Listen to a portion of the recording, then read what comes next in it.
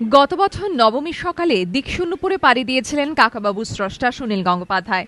এক বছর পর তাঁর সৃষ্টি ফিরে এলো নবরূপে। ফের স্বমহিমায় কাকাবাবু ক্রাচবগলে দোসর সন্তুকে নিয়ে ফিরে গেলেন কাশ্মীরের সেই দুর্গম উপত্যকায়। সুনীল গঙ্গোপাধ্যায়ের অমর সৃষ্টি কাকাবাবু সিরিজের ভয়ঙ্কর সুন্দর উপন্যাস এবার ঠাঁই পেল রঙিন কমিক্সের পাতায়। সন্তু ও তাঁর কাকাবাবুর দুর্ধর্ষ অভিযানের রোমহর্ষক বর্ণনা এবার বাংলার গণ্ডি পেরিয়ে ইংরেজিতেও। নাম ইনক্রেডিবল স্প্লেন্ডার। সুনীল গঙ্গোপাধ্যায়ের বাংলা উপন্যাসটির ইংরেজি তর্জমা করেছেন রিমি বি চট্টোপাধ্যায়। বৃহস্পতিবার বইটির আনুষ্ঠানিক প্রকাশ উপলক্ষে দক্ষিণ কলকাতার একটি মলে হাজির ছিলেন তিনিও।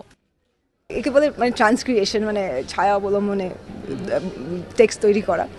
শুধু ইংরেজি অনুবাদ না, বাট কমিক ট্রান্সক্রিয়েশন করা দরকার, কারণ বাচ্চাদের কাছে এই টেক্সটগুলো পৌঁছে দেওয়ার জন্য এটা একটা খুব জনপ্রিয় মাধ্যম আর কি। তো এই সুযোগ পেয়ে আমি সুনীলবাবুর এই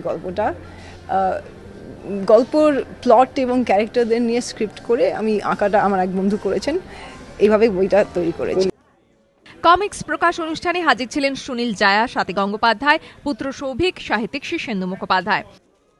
আমার কাছে খুব একটা যে নতুন তা নয় সুনীলের, কিন্তু এইটা এরা এত সুন্দর করে এবং এদের ব্যবহার এত সুন্দর, এটা খুব ভালো লেগেছে। আর খুব সুন্দর ছবি এবং লেখা, এদের খুব ভালো লেগেছে। ছবি একে পুরো উপন্যাস বলতে গেলে তো অনেক পাতা লেগে যাবে।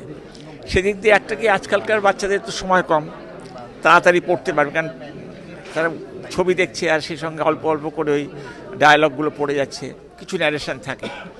সেদিক দিয়ে ভালো, কেজো লোকদের জন্য বা যেসব বাচ্চারা খুব ব্যস্ত তাদের জন্য ভালো এই উদ্যোগ।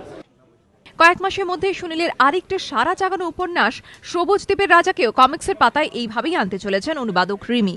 কৈশোর থেকে যৌবন, যুবদশা কাটিয়ে বার্ধক্য, বাঙালির সর্বক্ষণের চিরসঙ্গী সুনীল। বলে ভালো, ভাষার গণ্ডি ডিঙিয়ে সুনীল এবার প্রকৃত অর্থেই সর্বজনীন। হিন্দোলদের রিপোর্ট, এবিপি আনন্দ, কলকাতা।